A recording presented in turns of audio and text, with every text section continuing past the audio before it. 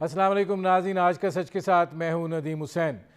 پاکستان کی سیاست اس وقت ایک بحرانی کیفیت سے گزر رہی ہے۔ ایک جانب مسائل کا انبار ہے تو دوسری طرف سیاسی عدم استحکام جو ہے اس کو مزید ہوا دے رہا ہے۔ عمران خان جو ہے وہ اپنے جلد انتخابات کے بیانیے کو لے کر جلسے پر جلسہ کر رہے ہیں، وہ سٹوڈنٹس کنونشن کر رہے ہیں، وہ یونیورسٹی جا رہے ہیں، وہ علماء مشائخ کانفرنس سے خطاب کر رہے ہیں اور اس کو اپنی تیاری قرار دے رہے ہیں۔ اس کے ساتھ ساتھ وہ اداروں کو بھی شدید ہدف تنقید جو ہے انہوں نے بنا رکھا ہے۔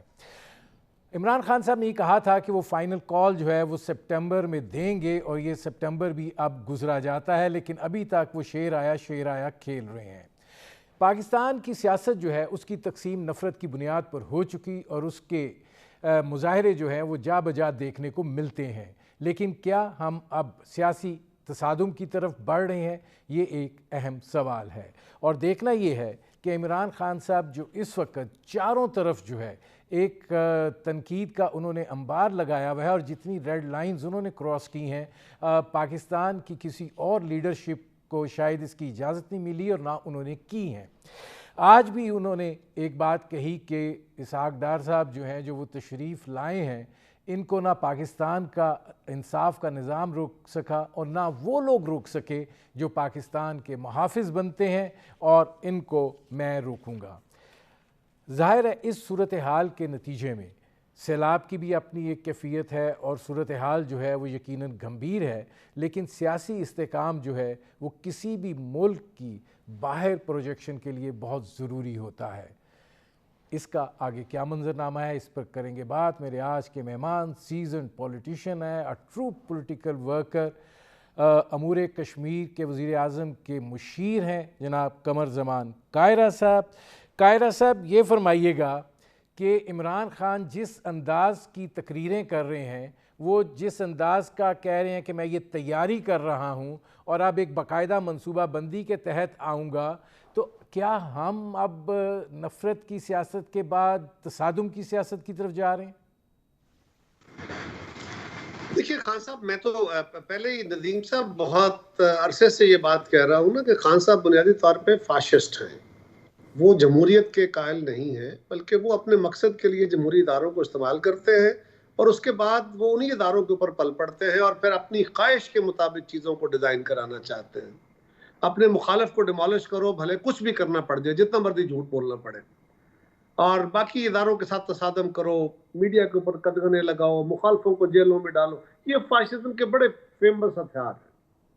وہ پرسپشن مینجمنٹ پہ زیادہ توجہ دیتے ہیں، وہ عملی کام ذرا کم کرنے کے اوپر ان کا دھیان ہوتا ہے۔ یہ بھی ان کا خاص وتیرہ ہے۔ عرض یہ ہے کہ خان صاحب کیا چاہتے ہیں؟ نمبر 1، وہ کہتے ہیں جی اسحاق ڈار صاحب کو میں روکوں گا، تو روک تو سکے نہیں، وہ تو آ گئے، روک لیں۔ دوسری بات یہ ہے کہ ان کے اپنے دور میں میاں شہباز شریف صاحب پہ، ان کی فیملی پہ، نواز شریف صاحب پہ، زرداری صاحب پہ، ان کی ہمشیرہ پہ، پیپلز پارٹی کی باقی قیادت پہ، کس خورشید شاہ صاحب پہ کیسز بنائے گئے، جیلوں میں رکھا گیا 4.25 سال، کوئی 2 سال، کو 1.5 سال، کو 2.5 سال جیلوں میں رہے۔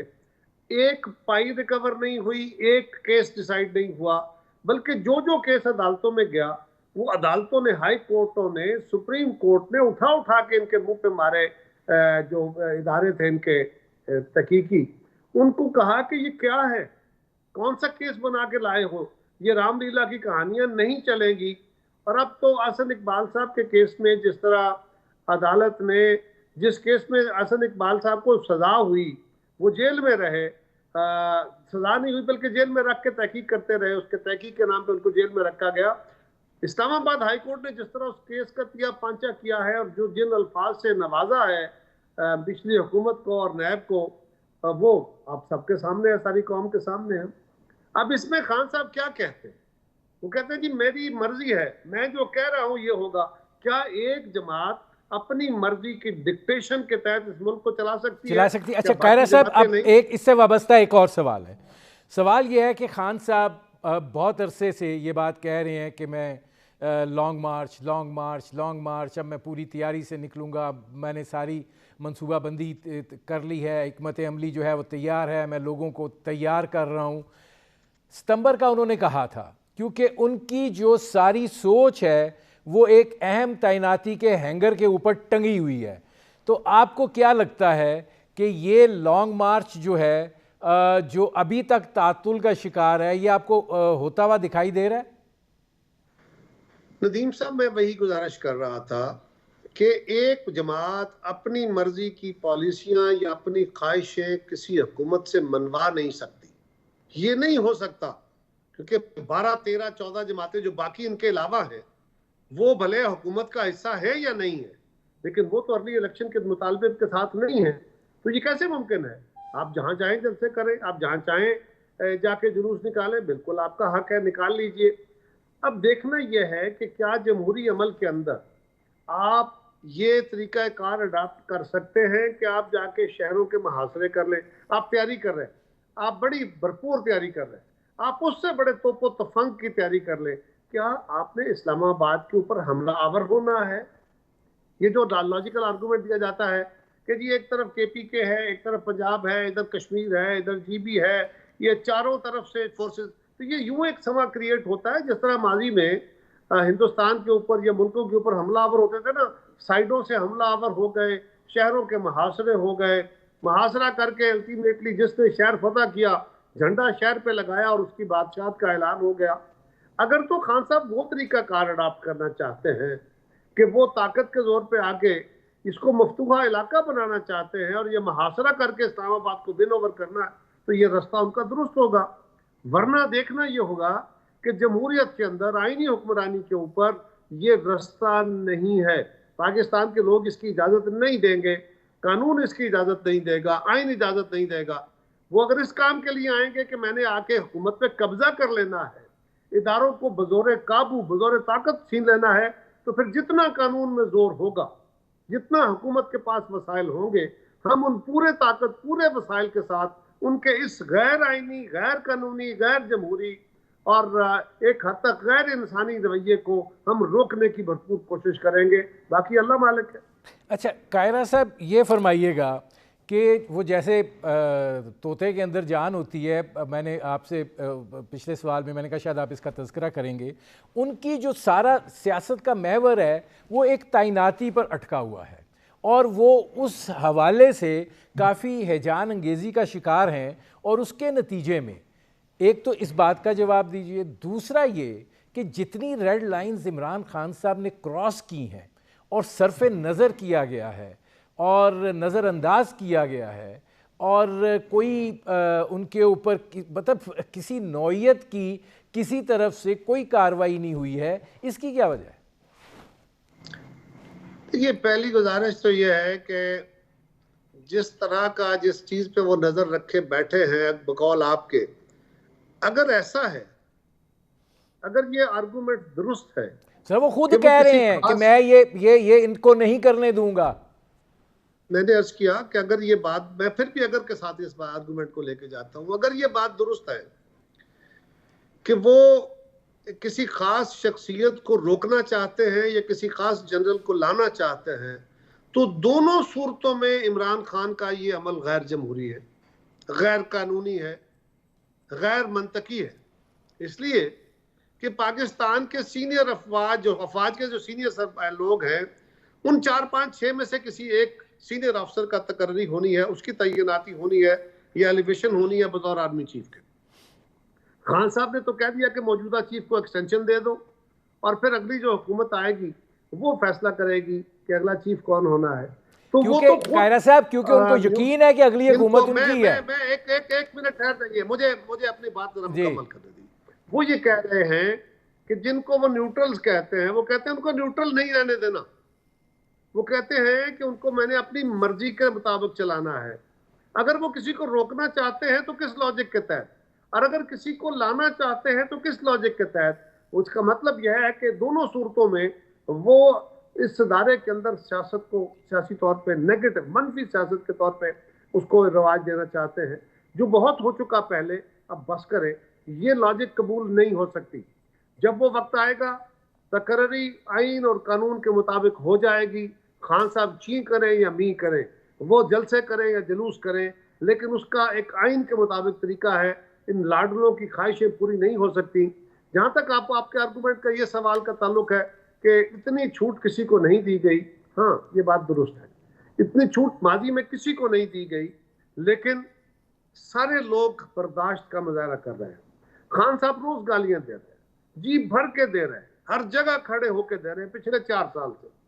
ویسے تو ان کی سیاست ہی ساری یہ ہے، لیکن اب وہ اداروں کے ساتھ، کبھی عدلیہ کو، کبھی الیکشن کمیشن کو، اور اب وہ فوج کو بھی مطلب 2 ہاتھوں لے رہے ہیں، آڑے ہاتھوں لے رہے ہیں۔ سوال یہ ہے کہ خان صاحب کو ٹالریٹ کیا جا رہا ہے، اور یہ یاد رکھیے جمہوریت کے اندر، سماجی نظام کے اندر ٹالرنس ہوتی ہے، ہونی چاہیے، برداشت کرنا چاہیے، لیکن برداشت کرتے کرتے کرتے کرتے ایک وقت آ جاتا ہے جب لاسٹ اسٹرا آن دا کیملز بیک، پھر وہ ایک آخری لمحہ ہوتا ہے، وہاں پر اگر دباؤ بڑھانے والے کو سمجھ نہ آئے تو پھر نظام خود اس کو اٹھا کے باہر پھینک دیتا ہے۔ قاہرہ صاحب مجھے ایک بریک لینا پڑ رہا ہے۔ ناظرین ہماری گفتگو جاری ہے، ایک مختصر سے کمرشل بریک کا وقت ہوا ہے، ملتے ہیں اس وقفے کے بعد۔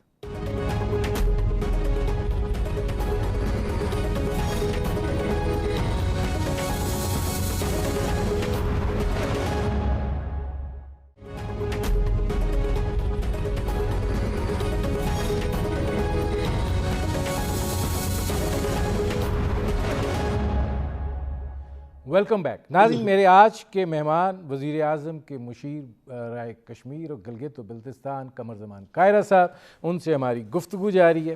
قاہرہ صاحب یہ فرمائیے گا کہ وہ فوج کو صرف آڑے ہاتھوں نہیں لے رہے ہیں، انہوں نے آج ایک مرتبہ پھر یہ بات کہی ہے کہ اسحاق ڈار جیسا شخص جو ہے وہ واپس آ گیا، اس کو پاکستان کا نہ انصاف کا راستہ روک سکا اور نہ ہی وہ جو ملک کے محافظ بنتے ہیں ان کا راستہ عمران خان روکے گا۔ دیکھیے نا ندیم صاحب، سوال تو یہی ہے، کیا عمران خان کی خواہش اس ملک کو چلائے گی؟ کیا خان صاحب کے ولولے چلائیں گے یا آئین اور قانون چلائے گا؟ جب خان صاحب آ جائیں وہ آ کے قانون تبدیل کر لیتے، اگر آپ قانون تبدیل نہیں کر پائے، اور آج جو قانون اور آئین ہے اس قانون اور آئین کے تحت چلنا ہے۔ خان صاحب اگر چاہیں کہ بادشاہت آ جائے تو نہیں آ سکتی، وہ چاہیں کہ یہاں اپوزیشن کی حکومت چل جائے تو نہیں چل سکتی، وہ چاہیں کہ یہاں جو خان صاحب کو خواب آتا ہے وہ خواب پورا ہو جائے تو نہیں ہو سکتا۔ اس کا طریقہ کار یہی ہے کہ وہ لوگوں کے پاس جائیں گے اگلے انتخاب میں، اگر انہیں ووٹ ملے تو وہ آ کے قانون تبدیل کر لیں، آئین تبدیل کر لیں۔ اس وقت آئین جو کہتا ہے اگر اسحاق ڈار صاحب کو کوئی قانون کے تحت روکا جا سکتا تھا تو عدالتیں یقیناً روک لیتی، اگر عدالتوں نے ان کو نہیں روکا تو ان کے خلاف کوئی اس طرح کی کریڈیبل ایویڈنس نہیں ہے، اور قانون یہ کہتا ہے کہ آپ جب تک کوئی بندہ کنوکٹڈ نہیں ہے، سزا یافتہ نہیں ہے، اس وقت تک اس کو نہیں روک سکتے۔ اگر آپ محض الزامات کی بنیاد پہ، کیسز کی بنیاد پہ لوگوں کو روکیں گے اقتدار میں آنے سے، تو آج آپ یہ کہہ رہے ہیں کہ فلاں بندہ وزیر اعظم کیوں بن گیا، اس کے خلاف کیس ہے، فلاں بندہ وزیر کیوں بن گیا، اس کے خلاف کیس ہے، کل آپ کہیں کہ یہ ایم این اے کیوں بن رہا ہے، اس کے خلاف کیس ہے، تو کسی کے خلاف، مخالفوں کے خلاف کیس بنائیے اور ان کے خلاف تھانے میں پرچے درج کرائیے اور جا کے ان کو الیکشنوں سے فارغ کر دیجئے۔ کیا ملک کے اندر یہ نظام لانا ہے؟ ایسا نہیں ہو سکتا۔ لہٰذا خان صاحب کو یہ دیکھنے کی ضرورت ہے کہ جو قانون اور آئین ہے وہ آج، اگر ڈار صاحب آئے ہیں تو میں ڈار صاحب کی طرف وکالت نہیں کرتا، لیکن ڈار صاحب کو قانون نے روکنا تھا، اگر قانون روکنے کا کوئی ذریعہ ہوتا، افواج نے روکنا تھا، اگر ان کی یہ ذمہ داری ہوتی، آپ ڈار صاحب کے اوپر جو کیس بنایا تھا عدالت میں اس کے خلاف کیا ثبوت دے سکے؟ عدالت سے کیوں نہ کنوکٹ کرا لیا؟ اور ان کو چھوڑیے، آپ نے 2 سال 1.5 سال رکھا حسن اقبال صاحب کو، ان کے خلاف کیا ہوا؟ ان کا کیس اٹھا کے عدالت نے باہر پھینک دیا ہے، کیوں؟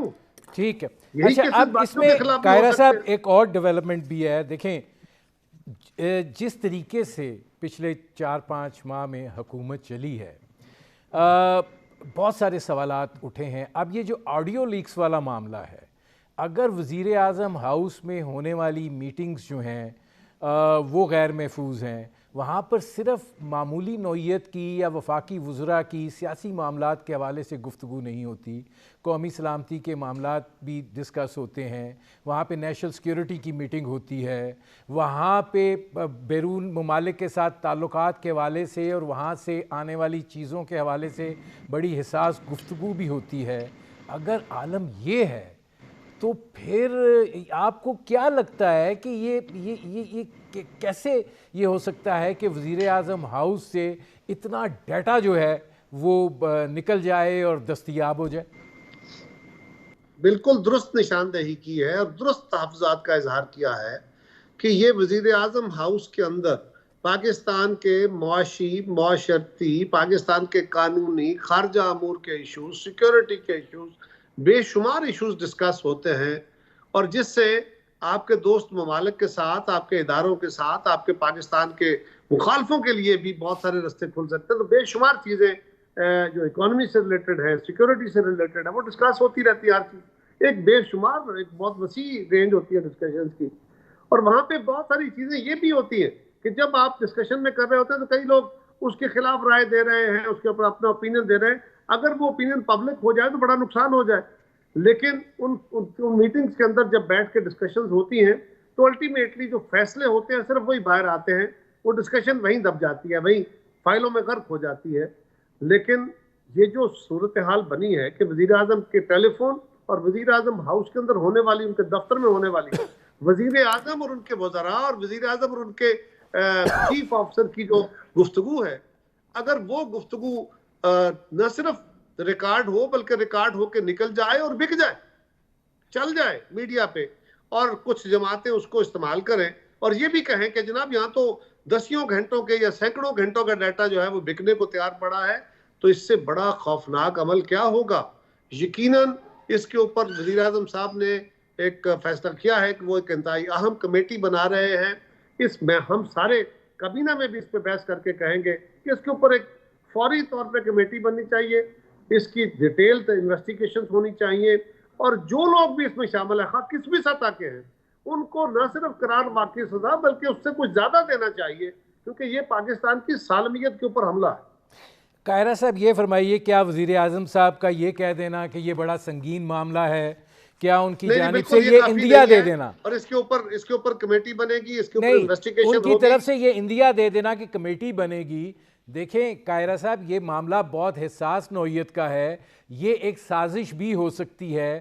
پاکستان کے اندر نہ کسی کمیٹی کی رپورٹ کا پتہ چلتا ہے، نہ اس نوعیت کی کسی صورتحال کے حوالے سے کیا ہوا اس کا کوئی نتیجہ سامنے آتا ہے. اگر اب بھی نتیجہ سامنے نہ آیا تو اس کا مطلب ہے کہ ہم اپنی اگر انٹرنل سیکیورٹی نہیں کر سکتے، ہم اتنے غیر محفوظ ہیں، تو پھر باقی کیا رہ جاتا ہے؟ پہلی بات تو یہ ہے کہ آپ کے سوال کا دوسرا حصہ بالکل درست ہے کہ ہمیں اس کو سامنے لانا چاہیے، اور اگر نہیں کر سکتے تو پھر ہم کہاں کھڑے. دوسری گزارش یہ ہے کہ کمیٹی نہ بنائیں تو کیا کریں، اس میں آگے بڑھنے کا وے فارورڈ کیا ہے یا کیا ہو سکتا ہے یا کیا ہونا چاہیے، آپ تجویز کیجئے. اس کے لیے کمیٹی بنا کے، کمیٹی آف ایکسپرٹس ہوگی نا، سینئر سنجیدہ لوگوں کی کمیٹی ہوگی نا، جو اس معاملے کو ڈگ آؤٹ کرائے گی، اس کے اوپر ڈیٹیل دیکھے گی اور وہی الٹیمیٹلی ریکمینڈ کرے گی اور قوم فیصلہ سنے گی. اس کے لیے جو بھی قانونی سزا ہوگی، طریقہ کار ہوگا. لیکن بہرحال اس کی انویسٹیگیشن کے لیے کوئی کمیٹی تو تشکیل دی جائے گی. وزیر اعظم صاحب کو اگر پتا ہو کہ فلاں شخص ہے، ایون دین ان کو جو قانونی تقاضے ہیں وہ تو پورے کرنے پڑیں گے. لہذا اس معاملے میں تفصیل کی ضرورت ہے، اور تفصیل کے لیے کمیشن، کمیٹی یا کوئی بھی انویسٹیگیشن کے لیے ادارہ کھڑا کرنا پڑے گا. یہی ایک طریقہ کار ہے، اور ورنہ آپ فرما دیجئے کہ اس کے لیے کیا ہو سکتا ہے. قاہرہ صاحب یہ فرمائیے گا کہ آپ چونکہ ظاہر ہے پاکستان پیپلز پارٹی کی حکومت میں بھی وزیر تھے، وزیر اعظم ہاؤس جانا آنا، اجلاسوں میں شرکت، سیکیورٹی کا ایک بڑا مروجہ نظام ہے وزیر اعظم ہاؤس کا. اس کی کچھ ٹیئرز ہیں، کچھ اس کی SOPs ہیں، کچھ اس کا طریقہ کار ہے. آپ کو کیا دکھائی دیتا ہے اپنے تجربے کی بنیاد پر کہ یہ شعوری کوشش کی گئی ہے، لاپرواہی ہوئی ہے، کیا بظاہر دکھائی دیتا ہے؟ نہیں سر، یہ لاپرواہی نہیں ہے، یہ تو شعوری کوشش ہے نا. وزیر اعظم ہاؤس کے اندر ہونے والی گفتگو کو ریکارڈ کرنا یہ تو شعوری کوشش ہے، بڑا سمپل سا کلیہ، اس میں تو کوئی دوسری رائے ہے ہی نہیں، یہ سہون ہو نہیں سکتی، یہ غلطی ہے نہیں، یہ کسی نے ریکارڈ کی ہے، کس مقصد کے لیے کی ہے اس کا ڈٹرمنیشن ہونا چاہیے، اور کسی اچھے مقصد کے لیے نہیں ہے، یقیناً کسی غلط مقصد کے لیے ہے، اور اس کے علاوہ اور کیا کیا کچھ ریکارڈ ہوا ہوگا ابھی اس کے بارے میں کچھ نہیں کہا جا سکتا، یہ بڑا ہی سنجیدہ معاملہ ہے۔ آپ کو کیا لگتا ہے کہ جس طرح پاکستان میں سیاست نفرت کی بنیاد پہ تقسیم ہوئی ہے، یہ اس کا بھی ایک ریفلیکشن ہو سکتا ہے؟ دیکھیے، کوئی تو ادارہ ہے، کوئی تو ایسے لوگ ہوں گے نا جو کسی جگہ ان کے پاس یہ رسائی ہے، ان کے پاس یہ وسائل ہیں، جنہوں نے یہ سارا کچھ کیا ہے، اور وہ کون ہیں؟ وہ ملک کے اندر والے ہیں، کوئی باہر والے ہیں، کوئی سرکاری ہیں، غیر سرکاری، کیا صورتحال اس کے بارے میں ابھی کچھ کہا نہیں جا سکتا، یہ تو انویسٹیگیشن سے ہی سامنے آئے گا، لیکن یہ بات بہرحال طے ہے کہ اس میں جس طرح اس کو استعمال کیا گیا، کھیلا گیا اس کے ساتھ، بجائے اس کے کہ اس کے اوپر تشویش کا اظہار کیا جاتا ہے ایک جماعت کی طرف سے، اس کو جس طرح استعمال کیا گیا، یہ افسوسناک ہے۔ بہرحال یہ بہت سنجیدہ ایشو ہے اور اس کے اوپر کوئی سستی نہیں ہو سکتی۔ ٹھیک، بہت شکریہ قمر زمان قاہرہ صاحب۔ ناظرین، یہ تھے مشیر امور کشمیر اور گلگت و بلتستان برائے وزیر اعظم قمر زمان قاہرہ، ان کی آپ نے گفتگو سنی۔ وقت ہوا ہے ایک مختصر سے کمرشل بریک کا۔ بریک کے بعد جب واپس آئیں گے تو پھر ہم اس آڈیو لیکس کے تکنیکی پہلوؤں کے حوالے سے بات کریں گے۔ ملتے ہیں اس وقفے کے بعد۔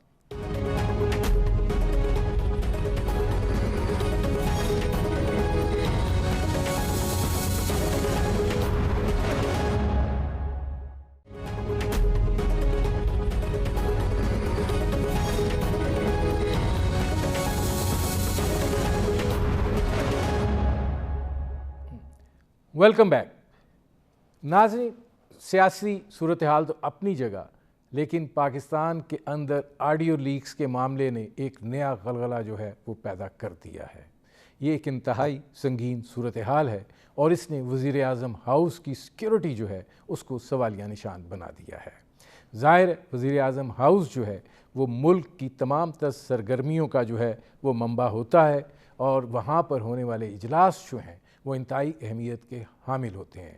اس میں جو دنیا کے دیگر ممالک ہیں ان کے ساتھ تعلقات کے حوالے سے، ملک کی پالیسی سازی کے حوالے سے، ملک کی قومی سلامتی کے حوالے سے، ملک کی انٹرنل سیکیورٹی کے حوالے سے اور ملک کی سیاسی صورتحال کے حوالے سے جو ہے یہ اجلاس منعقد کیے جاتے ہیں۔ اگر صورتحال یہ ہے کہ وزیر اعظم ہاؤس میں ہونے والی گفتگو جو ہے وہ ریکارڈ ہو جائے، وہ جو ہے مارکیٹ کے اندر دستیاب ہو جائے اور پھر میڈیا کے اوپر اویلیبل ہو جائے، یہ ایک معاملہ جو ہے اس نوعیت کا ہے جو پاکستان کی انٹرنل سیکیورٹی کے لیے براہ راست ایک تھریٹ بھی ہے۔ اس پر بات کریں گے۔ میری آج کی مہمان شخصیت جو ہیں وہ ایک انتہائی سیزن پولیس آفیسر رہے، انہوں نے پولیس اصلاحات کے لیے بے پناہ کام کیا اور وہ ان معاملات کو بہت قریب سے جانتے ہیں اور انہوں نے دیکھا ہے۔ میرے آج کے مہمان افضل شگری، سابق آئی جی پولیس۔ افضل شگری صاحب، یہ فرمائیے گا کہ یہ کیسے ممکن ہے کہ وزیر اعظم ہاؤس میں جہاں پہ کچھ ٹیئرز ہوتی ہیں، ایس او پیز ہوتی ہیں، وہاں پہ سیکیورٹی کا ایک بڑا جامع اور مربوط نظام ہوتا ہے، وہاں پہ ہیکنگ ہو جائے۔ ہیکنگ تو یہ ہے کہ آپ کا کہیں ڈیٹا پڑا ہوا ہے اور اس کے اندر ہیکر گھس رہا ہے، تو یہاں پہ تو کیا یہ ریکارڈ کیا گیا پھر اس کو کسی سسٹم میں ڈالا گیا؟ مطلب یہ بات سمجھ میں نہیں آ رہی ہے۔ آپ کی بات درست ہے۔ یہ اس کا یہ ایک مہمہ ہے جس کو حل ہونا ہے۔ پہلی بات یہ ہے کہ کیا جہاں کوئی ڈیوائس لگائی گئی اور اس سے ریکارڈ ہو رہی ہے اور ریکارڈ جو ہے اس کو آگے ریلے ہوئی، یا اس کو جس طرح آپ نے کہا کہ نکال کے پھر کسی کو ہینڈ اوور کر دیا گیا۔ دوسری صورت یہ ہو سکتی ہے کہ یہ جو آئی ٹی کا جو سارا سسٹم ہے، جب آپ ٹیلی فون کو جو ہے وہ وائی فائی کے ساتھ کنیکٹڈ ہے، باہر کی دنیا سے کنیکٹڈ ہے، تو کیا یہ ممکن نہیں ہے کہ سارے سسٹم ہیک ہو گیا ہو؟ یہ بھی امکان ہے۔ ان حالات کے اندر ایس او پیز کیا تھی اور کیا، دو سوالات ہیں. ایک سوال یہ کہ کیا ایس او پیز فالو ہوئی، اور اگر اس کے فالو ہونے کے باوجود بھی یہ چیز پھر بھی اگر ہوتی رہی تو اس کا مطلب یہ ہے کہ آپ کے سسٹم جو ہیں، آپ کی ٹیکنیکل جو ٹیم ہے وہ اس کو نہیں دیکھ سکی، اور آئندہ کے لیے ایک بہت بڑی خطرے کی یہ گھنٹی ہے. اور اگر ایس او پیز فالو نہیں ہوئی اور یہ صورتحال بنی تو پھر یہ ہے کہ آپ کا سسٹم جو ہے وہ کام نہیں کر رہا. اب بہرحال اب ایک بہت درست فیصلہ ہوا کہ ہائی لیول اس کے اوپر ایک میٹنگ ہو رہی ہے، اس پہ ایک جوائنٹ انویسٹیگیشن ٹیم بنا دی گئی ہے.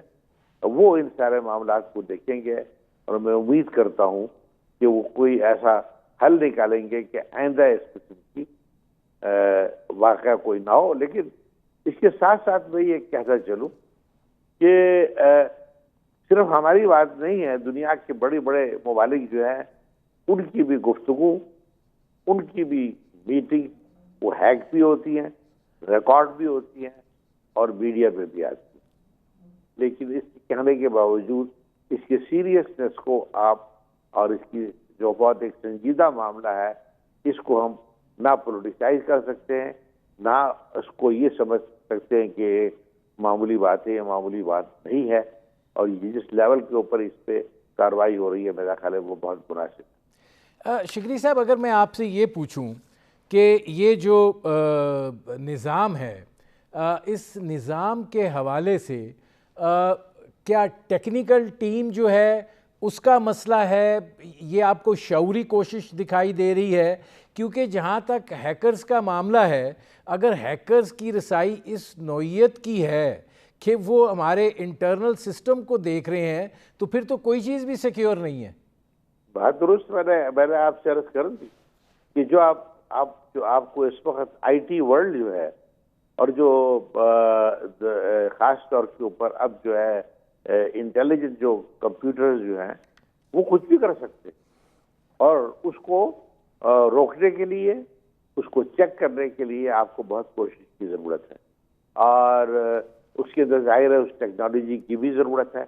تو اسی لیے جب یہ میٹنگ ہوگی، یہ انکوائری ہوگی، تو اس آسپیکٹ کو دیکھا جائے گا کہ کیا یہ ٹیکنالوجی کا فیلیور ہے یا یہ انٹرنل ایڈمنسٹریٹو اور مینجمنٹ فیلیور ہے. تو یہ دو چیزیں ہیں جن کے اوپر ان کو نظر رکھنی ہوگی، اور ضرورت اس بات کی ہے کہ جو بھی ہے اس کو آپ نے پلگ کرنا ہے اور اس کے لیے کوئی نہ کوئی کارروائی کرنی ہے. دنیا میں جہاں بہت امپورٹنٹ میٹنگز ہوتی ہیں ان کے لیے اسپیشل کمرے ہوتے ہیں، اسپیشل بندوبست ہوتا ہے، اور وہاں پہ یہ کوشش کی جاتی ہے کہ کسی قسم کا کوئی ایسا آلہ نہ ہو جو کہ ڈیجیٹائز ہو اور جو باہر کنیکٹ ہو سکتا ہو. تو میرا خیال ہے ان ساری چیزوں کو دیکھنے کی ضرورت ہے، اور یہ بہت سائبر ورلڈ کی ایک بڑی کمپلیکس دنیا ہے جس کو سمجھنا میرے بس کی تو بات نہیں ہے کہ صرف ٹیکنیکل لوگوں کو کچھ کرنا پڑے گا اس پر. اس میں افضل شگری صاحب یہ فرمائیے گا کہ ظاہر ہے ماضی میں اس طرح کی کوئی صورتحال جو ہے وہ سامنے نہیں آئی ہے. جو کچھ بھی ہوا ہے وہ اسی 4-5 مہینے کے اندر یہ آڈیو لیکس والا سارا معاملہ جو ہے وہ چلنا شروع ہوا ہے. ٹیلی فون ریکارڈنگ ایک ڈیفرنٹ چیز ہے، وہ ظاہر ہے، وہ آپ بھی جانتے ہیں، ہم بھی جانتے ہیں کہ ہمارے انٹیلیجنس ایجنسیز کے پاس وہ سہولتیں موجود ہیں کہ وہ یہ کر سکتے ہیں. لیکن یہ جس طریقے سے ہیکنگ کا معاملہ ہے یا یہ کہ ڈیوائس نصب ہونے کا معاملہ ہے، جو اس وقت ایک سیاسی تقسیم ہے، اس کے عوامل بھی اس کے اوپر اثر انداز ہو سکتے ہیں. یہ آپ نے ایک نئے ایسپیکٹ کی بات کی ہے، اور اگر اس قسم کی کوئی تقسیم ہے ہمارے سسٹم کے اندر کہ کچھ لوگ حکومت وقت کے اس لیے انفارمیشن لیں کہ اس کو سیاسی طور پہ استعمال کریں، تو پھر یہ ایک بہت ہی خطرناک رجحان ہوگا. اور میرا خیال ہے جس نے اگر اس قسم کی کوئی بات ہوئی ہے تو اس کے اوپر بہت سخت کارروائی کرنی پڑے گی، اور وہ کارروائی پھر سیاسی لیول پر نہیں، وہ اسٹیٹ آف پاکستان کے لیول پہ ہوگا. کیونکہ اگر اس قسم کی بات ہے تو اس ملک کی ایگزسٹنس، اس ملک کی سیکیورٹی کو کمپرومائز کیا جا رہا ہے۔ میں سیاسی سوال نہیں کرنا چاہ رہا آپ سے، لیکن چونکہ معاملہ اس نوعیت کا ہے، خان صاحب نے کہا کہ ابھی اور آڈیو لیکس آ رہی ہیں اور اس میں مریم نواز جو ہیں وہ اپنے والد صاحب کو وہ کہہ رہی ہیں کہ یہ توشہ خانے میں جو ہے وہ ڈسکوالیفائی ہو جائیں گے۔ جب اس نوعیت کی گفتگو ہوتی ہے تو شبہات کی جو سمت ہے وہ پھر تبدیل ہوتی ہے شگری صاحب؟ نہیں، میرا خیال ہے یہ اس کا سوال کا تو میں جواب نہیں دے سکتا، اور نہ شاید مناسب ہوگا کہ میں ویسی قیاس آرائی کرنا شروع کر دوں آپ کے سامنے بیٹھ کر۔ میں نے ایک ٹیکنیکل بات کی ہے، میں نے جو مشکلات ہے اور جو خطرات ہیں ان کو کوشش کی ہے کہ آپ کے سامنے پیش کروں، اور پھر جو میرا جو تھوڑا بہت تجربہ ہے اس کے حساب سے میں نے یہ کہا ہے کہ اس کو معلوم کرنے کے لیے آپ کو یہ 2-3 آسپیکٹ کو دیکھنا پڑے گا، اور اگر اس طرف بات جاتی ہے جو کہ زیادہ خوفناک ہے، جو آپ کی سیکیورٹی کو کمپرومائز کرتی ہے، تو اس کو اسی طرح سے اس کی خلاف کارروائی کرنی پڑے گی۔ اچھا شگری صاحب، یہ ذرا فرمائیے گا کہ جو پرائم منسٹر ہاؤس کی سیکیورٹی ہوتی ہے، ظاہر ہے اس کے کچھ ٹیئرز ہوتے ہیں، آپ کو لگتا ہے کہ پرائم منسٹر ہاؤس کا سسٹم اتنا ٹیکنیکلی کمزور ہوگا کہ اس نوعیت کی ہیکنگ جو ہے وہ ممکن ہو سکے؟ یہی ایک سوال ہے جس کو آپ کو پتہ کرنے کی ضرورت ہے، کیونکہ ہمارے ہاں سارے جو پرانے سسٹمز ہیں ان کا بیس جو ہے گا وہ آج کی بات نہیں ہے، یہ ایک 100 سال کی ڈیولپمنٹ ہے، اور وہ پروسیجرز اور وہ سسٹمز جو ہیں وہ آہستہ آہستہ آہستہ ڈیولپ ہوئے ہیں۔ مختلف جو محکمے ہیں، مختلف انسٹیٹیوشنز ہیں، ان کے لیئرز ہیں، اور ان کے ایس او پیز جو ہیں ان کو فالو کیا جاتا ہے گا، اور اس کے اندر یہ ممکن تو نہیں ہے کہ یہ سب کچھ ہو سکے، لیکن ہو گیا ہے، اور اسی لیے مشکل ہے، اسی لیے خطرناک بھی ہے، اسی لیے آپ کی سیکیورٹی کا سوال ہے، اور اس کو اتنے ہی سیریس لینے کی ضرورت ہے۔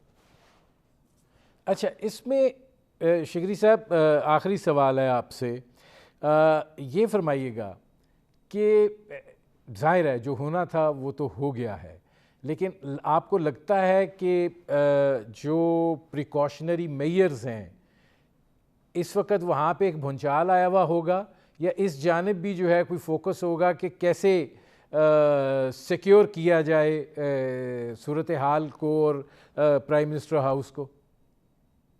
میرا خیال ہے کہ وہاں ایکچولی آن گراؤنڈ کیا ہو رہا ہے، لیکن اگر اس پہ چھوٹا سا بھی رول ہو ایک سرکاری حیثیت پہ کہ اس قسم کے واقعات ہو گئے ہیں، تو میں تو وہیں پر ہی بیٹھ کر دفتر لگا کے بیٹھا ہوں اور اس کے اوپر دیکھ رہا ہوں کہ ہوا کیا ہے، اور اس انکوائری سے قطع نظر ایک ذمہ دار اگر مشینری کا میں حصہ ہوں تو میرا خیال ہے یہ میری صرف ڈیوٹی نہیں ہے، یہ میرا خیال ہے یہ اس ملک کی سالمیت کو پروٹیکٹ کرنے کی ذمہ داری ہے مجھ پر کہ میں اس کو دیکھوں، اور جس طرح آپ نے لفظ استعمال کیا کہ ہاں بالکل جو محکمے اس کا جن کا کام ہے، جن کی ذمہ داری ہے، بالکل وہاں پہ اس وقت بھونچال آیا ہوا ہوگا اور وہ بالکل کوشش کر رہے ہوں گے۔ افضل شگری صاحب، آپ کو لگتا ہے کہ یہ جو کچھ ہوا ہے اس حوالے سے کمیٹی تو بن جائے گی، اس میں سارے اداروں کے لوگ ہوں گے، جو ایوالو ہوگا اس کو سامنے لایا جانا چاہیے، پتہ چلے کہ کیا صورتحال ہوئی ہے؟